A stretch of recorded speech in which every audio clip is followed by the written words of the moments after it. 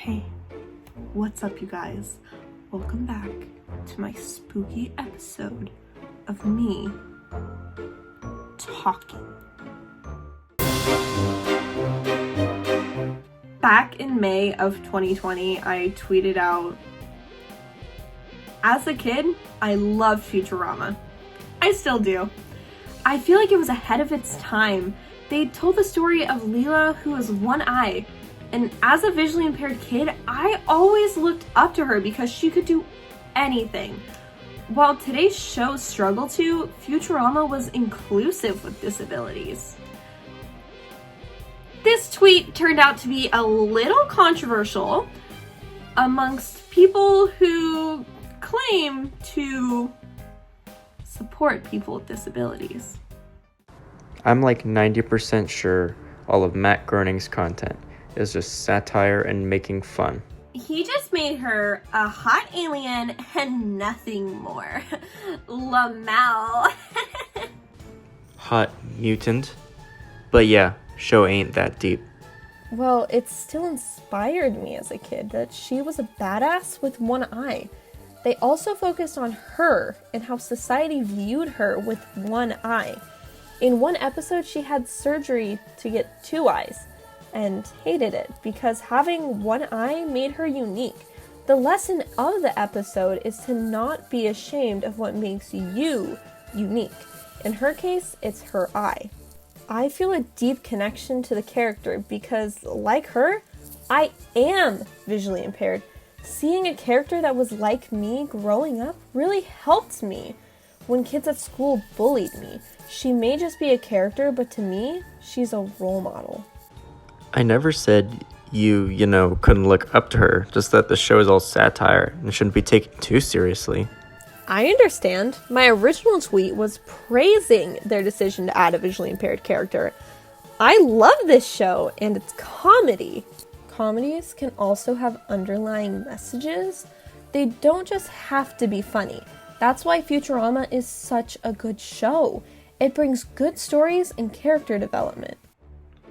I love LEELA. I mean, come on, she is so smart and beautiful and she can kick butt and she's so brave. But before we get any deeper, let's look into her childhood. In the dark sewers of New York City, two mutant parents gave birth to an almost unmutated baby. That baby would be named LEELA. Born with only one eye, she could easily pass off as the last of an alien Cyclops race. After making the tough decision, they dropped baby LEELA off at the Cookieville Minimum Security Orphanarium with a note written in a mysterious alien symbolic language to convince the owner, as well as the rest of society, that she was not a mutant.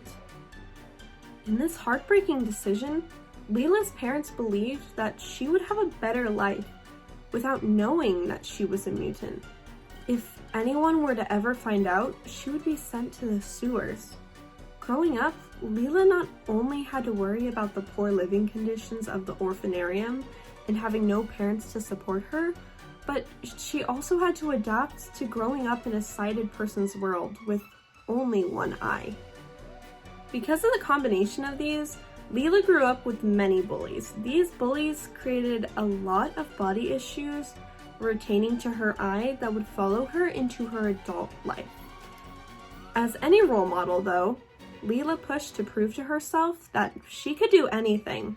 So she became a pilot, thus bringing us into her adult life. As captain of the Planet Express ship, LEELA is one of the few characters within the cast to routinely display competence as well as the ability to command, and is often seen saving the rest of the crew from total disaster and death. Although at times she struggles with the feeling of not belonging, especially while knowing next to nothing about her alien background. In the episode, A Biclops Built for Two, LEELA meets a man named Alcazar who claims that they are the last two surviving members of an extinct Cyclopean race, with the intentions to save her species Alcazar quickly manipulates LEELA into repopulating the planet. Shortly after she agrees, he turns abusive, forcing her to dress how he wants, humiliating her in front of his friends, and molding her into the perfect traditional homemaker, which is everything LEELA is against. It is ultimately Fry's love and respect for LEELA that saves the day. After things begin to not add up, Fry and Bender become immediately suspicious of Alcazar. We discover that he's actually an imposter who just wants 5 brides for his 5 royal castles. Even after leaving the vile dump of a planet, LEELA is still overwhelmed with the feeling of disbelonging. Eventually, in the episode titled LEELA's Homeworld, LEELA's origins are finally revealed. Fry, Bender, and LEELA fall into the New York City's sewers, only to realize 2 cloaked figures are following them. Suddenly, a mob of resentful mutants charge Bender for dumping radioactive waste into the sewers, causing everything to glow. The mob chases our 3 heroes, forcing them to hide in a building covered wall to wall with photos, newspaper clippings, and diary entries all about LEELA. At first, she is disgusted by the thought of having a stalker, when in actuality, it's just good old mommy and daddy mutant just keeping tabs on her from afar to see how their little baby girl's doing. She then realizes that her parents gave her up as a baby, so she didn't have to live her life in the cold, rotten, dark sewers. LEELA is naturally an empathetic character, and it is her plan to allow sewer mutants on the city's surface. The courage exemplified to resist mutant discrimination can be related back to our own disability rights protests. We also see that in the episode, the mutants are revolting. After much protest, the mutants are finally allowed on the surface. A question still remains though. How are mutant struggles related to those who have disabilities? Through the course of the show, we have seen the mutants hide from society, outcasts, unwanted, and undesired. Throughout our own history, disabled persons have been cast into the shadows. In the 60s, brave people with disabilities protested the inequalities while begging for inclusion and representation. In the 60s and later in the 90s, Americans with disabilities finally got the legal protection that they had been fighting for. According to the ADA.gov website, the ADA is one of America's most comprehensive pieces of civil rights legislation that prohibits discrimination and guarantees that people with disabilities have the same opportunities as everyone else to participate in the mainstream of American life, to enjoy employment opportunities, to purchase goods and services, and to participate in state and local government programs and services, modeled after the Civil Rights Act of 1964, which prohibits discrimination on the basis of race, color, religion, sex, or national origin. The section of 504 of the Rehabilitation Act of 1973.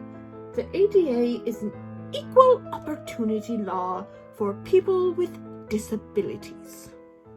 There is obviously a lot for us to unpack here, but it's important for us to recognize that Futurama was one of the most diverse and inclusive shows of its time. The show continues to set an example of a comedy that can have huge, impactful messages while also remaining fun and playful. For me, LEELA will always be an icon. LEELA has shown us that anything she can do is not limitation, but adaptation. Futurama is a show that I watch when I have good and bad days, so I can feel confident about having low vision. I want to thank the producers and story writers of Futurama for creating such an impactful and inspiring show. If I ever feel alone, I know that others like me are just around the corner, or even below me.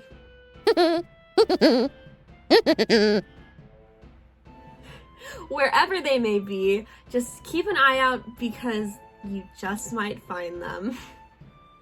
Thank you guys so much for watching, and do not forget to like, subscribe, and smash that notification bell so you guys can be alerted whenever I upload, because there is no clear, consistent schedule here. We all run on LE time. Okay? Are we all aware of that? Very good. All right. I'll see you guys later. I hope you guys have a lovely day, and bye!